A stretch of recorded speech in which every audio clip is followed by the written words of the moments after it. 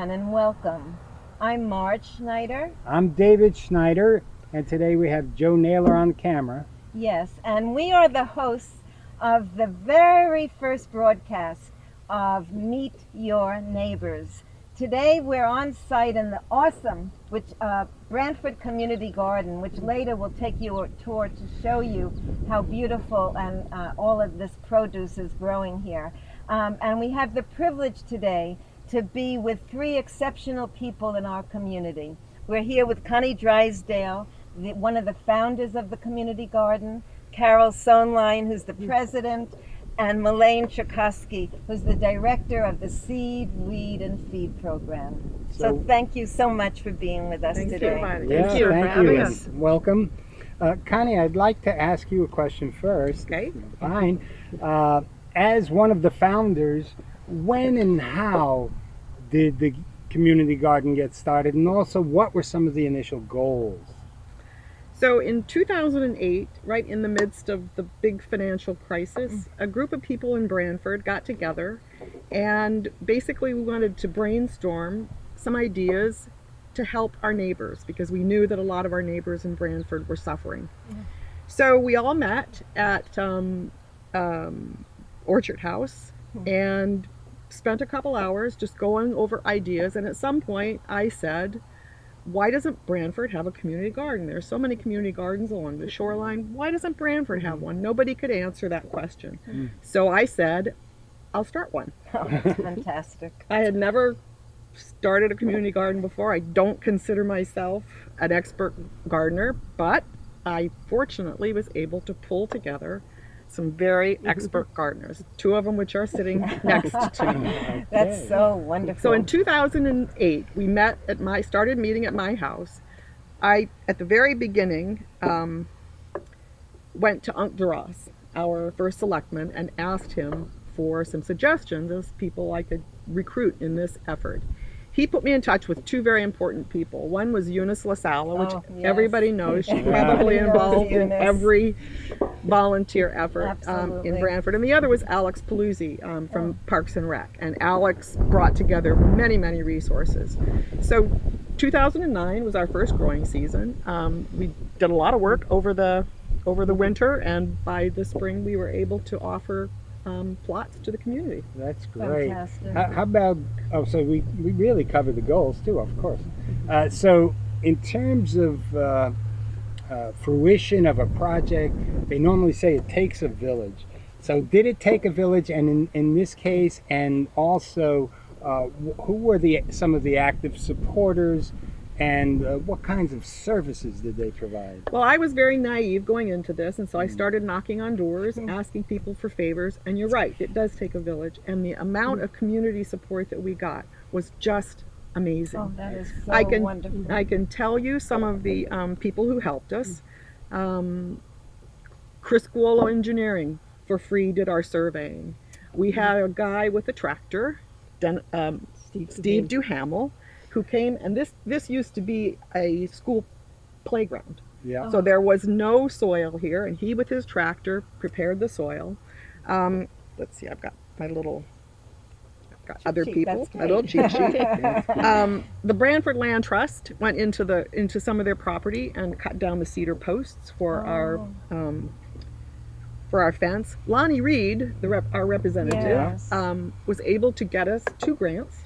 So we were able to buy the deer fence and the gates and some other things. Branford Building Supply gave us great discounts on many materials. Branford Public Works came out with their post hole digger and their trench digger, and that enabled us to bury our fence. Sure. Enterprise Plumbing laid the plumbing under the ground for free. Wow. Words by Jen Payne, who put our website up, and Martha Link Walsh designed our logo. Wow. KNG Graphics sometimes just didn't even charge us for our publicity material. And then, of course, all of the gardeners that dedicate awesome. so That much is- of their time. That really is the whole village. Not very many people turned me down. Oh, Wow. magnificent. That's wonderful. That's really beautiful. All right, so I'm going to turn to Carol now. All right. And Carol, as president, how does the garden operate? Right now we have 21 plots here. We have 3 satellite plots over at the Stand Restaurant. Oh, We run 3 fundraisers a year to support the budget, and we've been very fortunate to get grants from the high school choral group a year and a half ago. Made us a recipient of one of their fundraisers. We just received one from one of our gardeners, who was in a law firm, who gave out grants. So we've been very fortunate to keep it going by funding through the fundraisers. Our first one is the plant sale that Bioso Farms very generously takes our seeds and nurtures them in their greenhouse, and we come back and put them into the 6-packs, and then they keep them till they're ready, and we bring them to the green. That's been a very, Wow, what very an successful enormous help. They fundraiser. provide all of the Yep. materials, all of Yep. the tending. That Yeah. is Yeah, awesome. very. Yeah, and very it's, excellent. And it's all gratis. Oh yes, That's And it- amazing. it gives us the opportunity to choose what we're going to grow here, because we have some favorites. That there's one tomato that everybody loves in here, the Sun Gold, that we all put our orders in.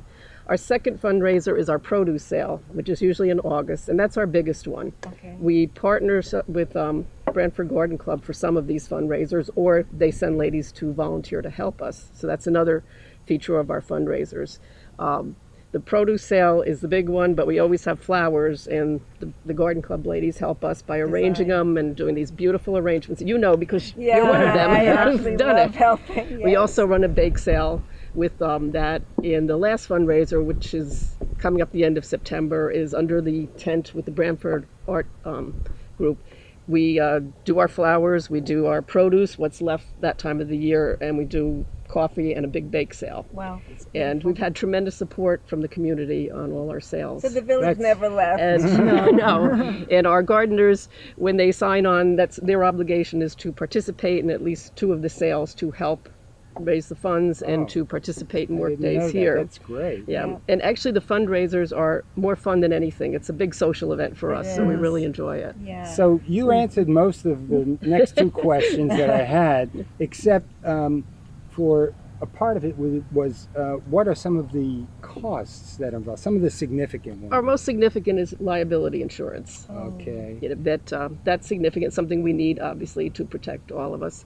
And there's maintenance that every year, hoses and fence repairs. So at this point, we haven't done a major repair yet, but we're funding for it, so we're good for that. Great. But it's really just incidentals after we've done the seed, weed, and feed is separate. That Yes. Elaine will talk about. And, Yes. and do you get any non-cash donations like materials Oh of yes, some sort? in the beginning especially, we were given tools and chicken wire, And whatever people came up ongoing with in their things basement. Like manure or Well, manure is that's that's a that's a current problem. I consider that the treasure, though, for the garden, right? Well, we don't currently, if anybody out there knows of any, we don't have a source of manure because Oh. the 2 people who were so generously delivering it are not able to do it anymore, and that's Ah. the big thing, having it So delivered. let me interrupt. Maybe one of our viewers can help in that capacity. Yeah. That would be great. Really wonderful. Yeah, and the town provides wood chips for us to keep the paths clear. And Oh, I mean, that's I just send great. an email to Alex Paluzzi, and within a few days, there's a big pile of wood chips. That's so great. beautiful. So the town is there, and that's wonderful. Yeah. As far as benefits and being a part of the garden club, the community garden, so the main benefit is the produce.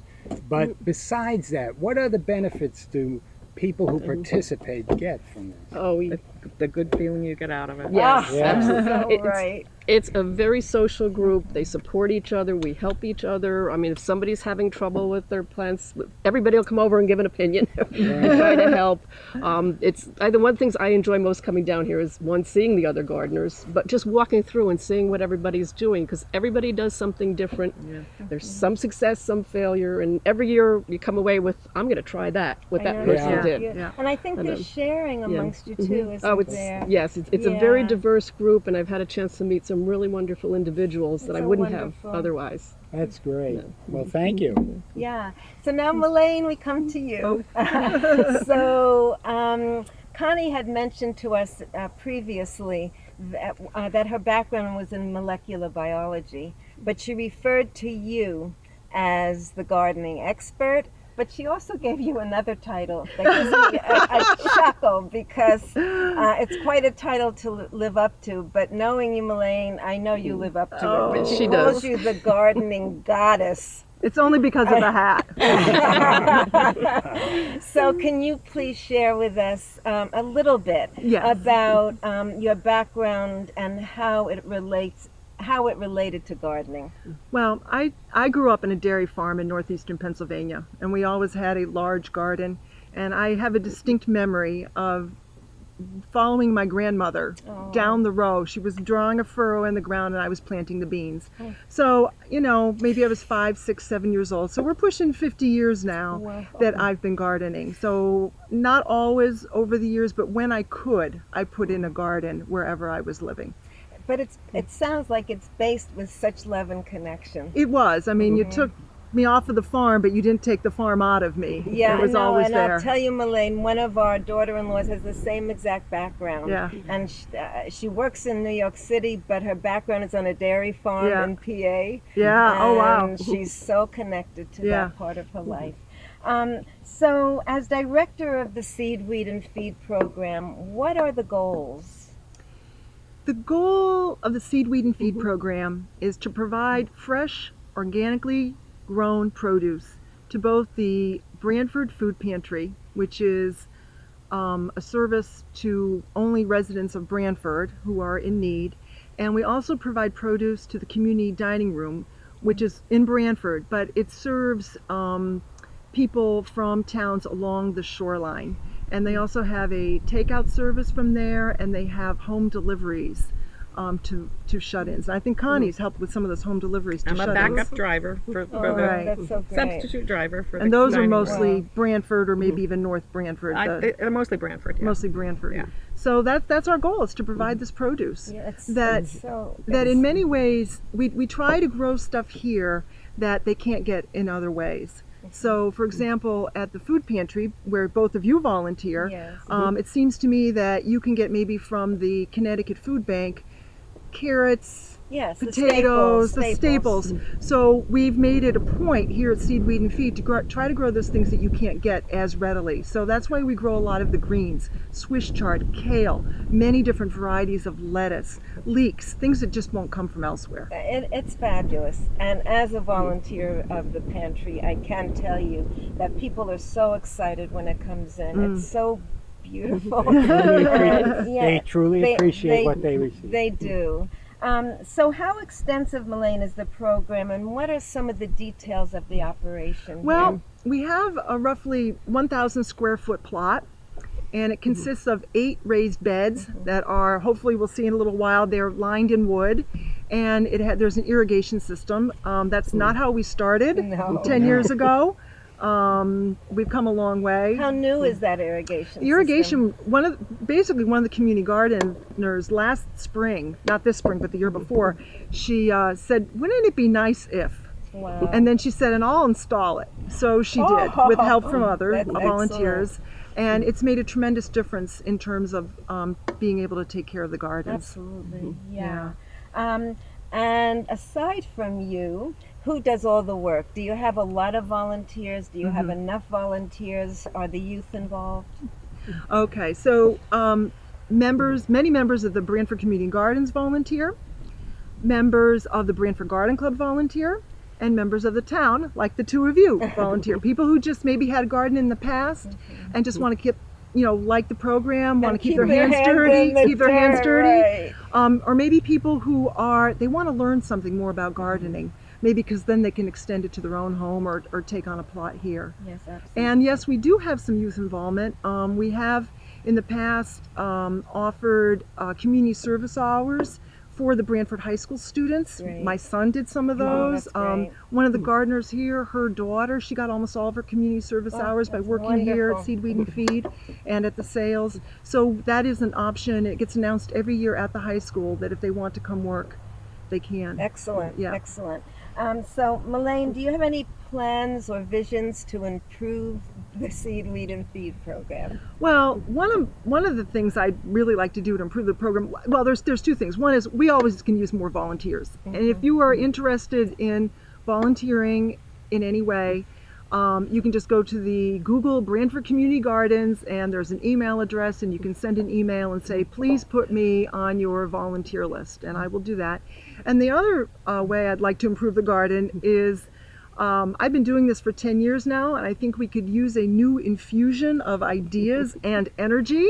So I would love to have somebody, if there's anybody out there interested in actually coordinating the program with me, being responsible for setting up some of the work parties and the harvests and things like that. I'd like to add to your plea, Melaine, because if there is anyone out there, please don't hesitate to come forward, because you will have one of the top mentors. Oh. And that's really important when we want to expand our skill or our ability. So please reach out. Yeah, I'm looking for somebody to share the responsibility with on the job training. Yes, Yeah. exactly. So I think this might be a wonderful time to show our viewers by taking a tour of the gardens and see some of the awesome produce. Although we know this is the tail end of the season, the summer growing season, and a lot has been harvested, but there's still some. Not really. Okay. Because we do succession cropping here. Okay. Right. And when we come into the garden, sometimes we'll come in as early as March. It depends on how cold and wet it is. Sometimes we don't get in here till early May. But if we get in here early enough, we can plant lettuce in a bed. Then we'll plant cucumbers in the same bed after the lettuce is gone. And then we can plant lettuce yet again. So many of these beds, we get 2 or 3 crops out of them. So really, just the past 2 weekends, we planted for the fall. So there's a bed of lettuce, 2 beds of escarole. We've yet to harvest the leeks. The cucumbers are still going, and the tomatoes are still going on. So it's not bad at all. Yes. And then in October, you'll be probably getting in the garlic? Yes. That's So right. yeah. That's So right. we generally have 3 work parties every year. One in the spring to put in those early spring crops. One in late May to put in the tomatoes, cucumbers, those things that are heat loving. Then another work party, which is what we just had, to put in the fall crops. And then in late October, early November, garlic is unlike most of the other crops. Absolutely. You plant it in the fall, late October, early November, and you harvest it again the following July, Yes. which then opens up the beds for you to plant something for the fall. So yeah, we'll be having another work party this fall. Fantastic. Great. Mm-hmm. And Mm-hmm. And some people have cool frames and are growing Yes. things in their cold frames in the Abs- cold weather. Absolutely. You can keep it growing. Over and winter. it can start as early as March with our cold crops. I mean, Yep. we can Yeah. start planting in our Yep. own gardens as well. Yep. So, We'll do the tour. Let's go go. see. Oh my God. Hi, I just wanted to show you how well we grow some things at Branford Community Gardens. One of the gardeners this year decided that she wanted to grow corn, and as you can see, it's growing quite well this year. We've had a very hot and wet until the past 2 weeks, summer. This would be considered more of a summer crop, but if we want to look more at a fall crop, we can look down below here. And you can see the daikon radishes growing. They are best grown in the fall because they like to grow into the cooler seasons. And now there's a few more things I'd like to show you. And now I'd like to show you some other things that we've grown this year in the garden. These are some of they're a variety of watermelon called Mini Love watermelon, and it's a mini melon, and for years I've tried to grow melons and had no luck whatsoever, but these are fantastic. I grew 4 of them at my own house, these beautiful watermelons here, and they are crisp and juicy and sweet, and so that's something that's now on my must-grow list every year. And the other thing that people here in the Northeast maybe think they can't grow as well are sweet potatoes. I can't show you the sweet potatoes because they're under the ground, but these are the sweet potato vines. And you can see there's quite a bed of them here. So even though you may think of sweet potatoes as being more of a southern crop, there are certain varieties that we can grow here in the Northeast and quite successfully. And the nice thing about sweet potatoes too is that you can store them very well for the winter. can I add also, yep. Melaine? Sweet potato vines are such a beautiful addition in plant in container Yes, they are. plants because they're vines and they hang down and there's different varieties and they're really beautiful They're as beautiful well. in arrangements. They Absolutely. are, yes. And we'll move to the next. Now I'm standing in the midst of the seed, weed, and feed plot, which are all these raised beds going from the tomatoes, 2 beds of escarole, a bed of kale. The empty spot here, remember I was talking about the succession plantings? The empty spot is going to be used for a little bit more lettuce that I'm going to put in a couple of weeks. We also have cucumbers and leeks, and we go beyond that as well. So I mentioned they're raised beds, and they have an irrigation system. This is PVC piping. It has holes drilled in it, and it's on a timer attached to the watering spigots. And so they go on for a couple of hours in the morning, and it keeps the beds pretty well watered. And now there's more to show you somewhere else. Here's another crop that most people wouldn't think of us growing here in the Northeast, but if you have a hot summer, we can grow quite well as well here in the Northeast, and that's okra. And you can see the okra pods right here. There's both red okra, which you can see back in here, and green okra. And I've never seen okra plants grow this tall before, but we've had a hot summer. The other thing I'd like to point out is a plant that's in the broccoli family. It's called Spigariello, and it does not form a head like broccoli. You actually eat the leaves. They're really good sautéed with garlic and salt and pepper. You might want to blanch them first. They can be blanched and frozen and kept to eat over the winter as well. A little bit of an unusual crop, not something you would necessarily find in the produce market, but something that you can grow in your garden. And we have a few more things to show you. Not only do we grow produce here, vegetables at the community garden, but we also, many of the gardeners grow flowers. And one in particular that we introduced to the garden this year and we're encouraging the gardeners to grow was amaranth. Amaranth is a grain. It can be grown to maturity, and you get these little kernels and they can be popped like popcorn. But the one big reason I was really encouraging the gardeners to grow it is because it's so beautiful and it can be used in cut arrangements. But they also have been growing zinnias, which are here. Zinnias are wonderful butterfly magnets. They provide nectar to the butterflies as well as making wonderful cut flowers. And that's all for that. All the vegetables I've shown you so far are examples of annuals. Asparagus is an example of a perennial. Hopefully you can see down here, they look like the stalks of asparagus. In the spring they come up, you get the asparagus stalks like you would buy in the grocery store, and then what happens is as the season goes on, the asparagus ferns out, and that is the plant's way of gathering energy to grow a bigger root system and more asparagus stalks for the following growing season. And this is a particularly beautiful patch of asparagus fern, and asparagus can last upwards of 15 to 20 years. It's a perennial and you just keep it going every year. And we have some more to show you. And there's a crop that we do grow here that you do think of growing in New England, and that is the winter squash, the butternut squash. So not only do we grow those plants that I've shown you that are maybe a little bit unusual or that you might not think of growing here, but we do grow many of the ones that you would expect to grow. And finally, I'd like to introduce you to Tithonia, which is also known as Mexican sunflower. It is a wonderful nectar producer for the butterflies. You can see that it grows quite tall. We are filming now the beginning of September, and this will go on producing flowers until frost. So it's a wonderful plant to have in the garden. And I hope that by seeing all these things, you've been encouraged either to garden yourself at home or to join us here at Branford Community Gardens. Residents of the town of Branford are welcome to apply to join the garden. You go online to Branford Community Gardens, Google us, and there's an application that you put in and have your name go onto a waiting list. And we welcome people of all levels of gardening, from the totally new to the very experienced. Thank you. So we want to thank the three of you so very, very much. First of all, not only for taking your time to be with us today, but today, viewers, today is hot and humid, and they are sweating. We're all sweating, but we somehow got through it, and we thank you so much for your time. And We we, really we would appreciate like to take the opportunity to thank you for this wonderful invitation. Oh, thank you. Thank you. Well, it out was here. worth being here. Yeah, really. Thank you so much.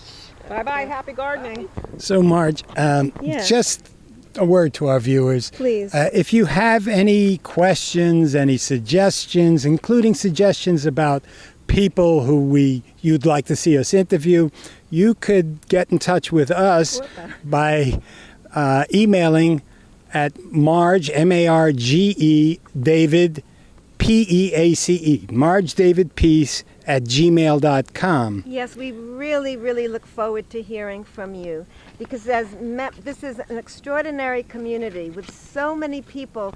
I like to say ordinary but extraordinary, and I don't mean ordinary in the simple sense because I just mean we don't have to be the rich and the famous, but we all have gifts and we all have hobbies and interests, so please share them with us because perhaps it'll be wonderful to feature you or your friends, your colleagues, your neighbors, so please reach out to us. And just to let you know also that you could go to the website branfordtv.org to find out the schedule of our next Meet Your Neighbors, which will be somewhere around mid-October or a little later. So please like our Meet Your Neighbors page on Facebook. And let me tell you, the viewers, just for a moment what our October broadcast will be focused on. The theme is the environment. We will be interviewing Meg Kilgore, who's the organizer of BYO Branford, which is a growing movement to ban the single-use plastic bags. Wow. Also, we'll be talking with Dan McGowan, who's the manager of the transfer station and the recycling center. And he's going to focus on the challenges of plastic in our community and beyond it, and help us as residents to understand what we can do to help protect the beautiful shoreline community that we live in. So please stay tuned for October for another broadcast of Meet Your Neighbors. Thank you. Bye-bye. Bye now.